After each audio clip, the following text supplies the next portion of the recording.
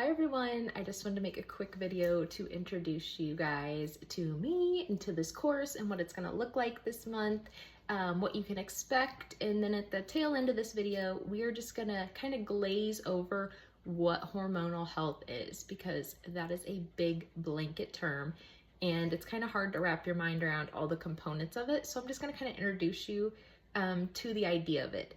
So first and foremost, my name is Kylie and I'm a board certified natural wellness practitioner and I'm a clinical herbalist at the Primitive Prairie. So a lot of people hear the name herbalist and they picture some old lady handing out herbs to everyone for every ailment. I am here to tell you that is not me. I love herbs with a passion, but I'm always like, let's look at if you're taking care of yourself first, and then second would be adding in herbs to support body systems, because herbs are really good for you. But if I just handed them out, like here's a herb for hormonal health, I'd be no different than a doctor that's just handing you medicine for your symptoms, right? So I want to do right by my clients and I want to show them how to take care of their bodies for the long haul, right? So this group is on a platform called Skool. And you probably saw a little 2-minute intro video and it shows you there's like a discussions tab and a classrooms tab. So what you'll do is you'll go into the discussions tab and at least twice a week, I will post there. One thing will be like a challenge and one thing will be kind of like a thought-provoking post where we can get to know each other better, because I want us to be a group. You know, I want there to be camaraderie. So what I'm hoping to get out of you guys is in that discussion post, please make sure to answer. You can share as little or as much as you want. If there's something personal going on, you can private message me. But we'll post there, and then what I'm hoping you can do is at a minimum, respond to at least 1 or 2 other members' posts. And this is going to encourage each other. This is going to show support and kind of challenge and hold each other accountable. And I'd really love to see that. And then in the classroom tab, once a week, I will post an educational video for our topic for the week. And then if something's going on, like say in the discussion group, there's just a common theme.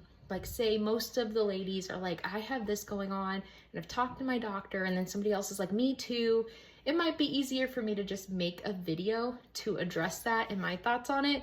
And I will, let you guys know if I do that. So that is going to be the layout. This is going to be a month-long class. However, at the end of the month, you'll either feel like, okay, I have the tools to carry on these strategies. I'm feeling good. Thank you for everything. I'm out.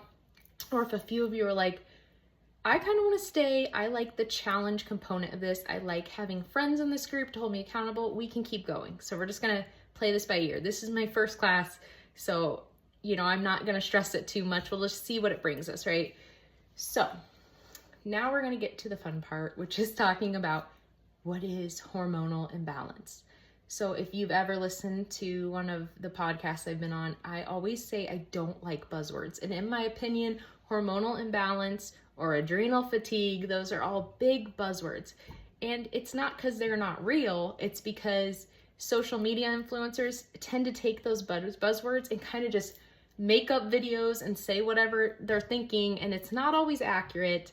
A lot of times it comes back on me. Like people will message me and be like, I saw on TikTok this, what do you think? And I'm like, oh no, it's like, I don't think that's a good idea. So sometimes buzzwords make things difficult for me. I will say hormonal imbalance can mean a whole slew of things. We'll start with this. We're gonna start with the basics, okay, today. So we have our endocrine system, right? And it starts with our hypothalamus, so part of our brain that we will call it the control center, okay? Our hypothalamus is our control center. It's gonna send messages to our glands. So I want you to think about our glands that produce hormones. We have the adrenal, the thyroid, the pituitary, the ovaries, and others, okay?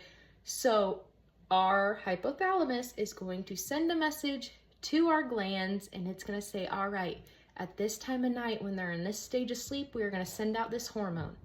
Okay, so that gland will send out this hormone into the bloodstream. So hormones travel through the bloodstream, and it is on a thing called a feedback loop. So that hormone is going to travel till it gets to the receptor it's supposed to go to, and then the loop will complete, kind of like a circuit, So a lot of things can happen in this journey, okay?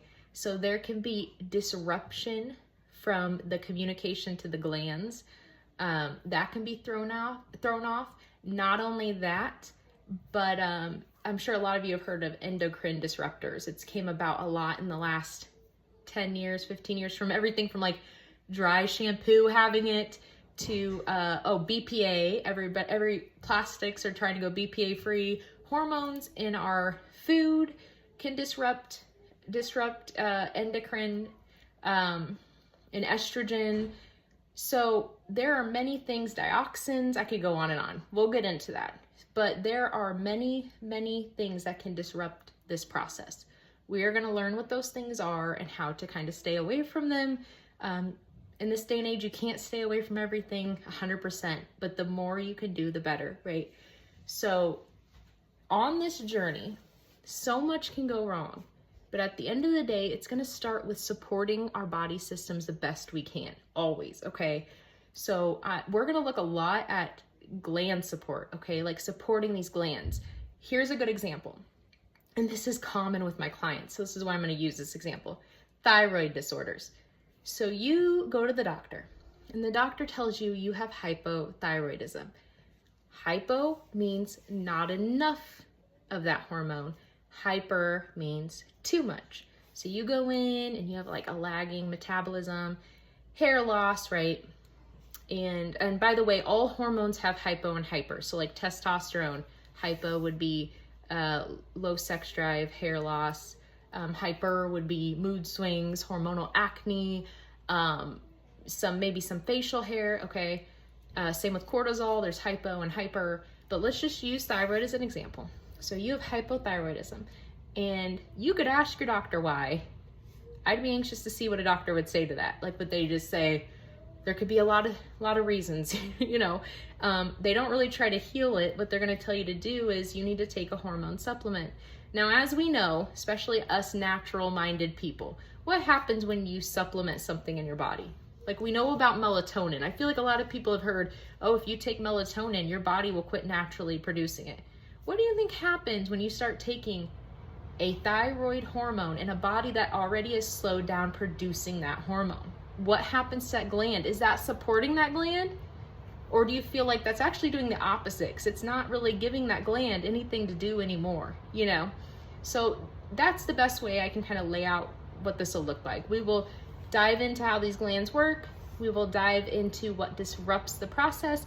We will dive into diet. We'll dive into sleep, sleep-wake cycles, when hormones are released when you're sleeping, when like some things like cortisol will spike in the morning, how that then tapers off. It won't be all boring. I'm gonna do a full week on herbs. I love herbs. We are gonna learn what are some supportive herbs to take once you're making these changes. But I'm so excited to go on this journey with you guys, and I hope you enjoy the course. And if you have any questions, you can always send me a private message on here. I am an open book with you guys, and I hope you have a lot of fun.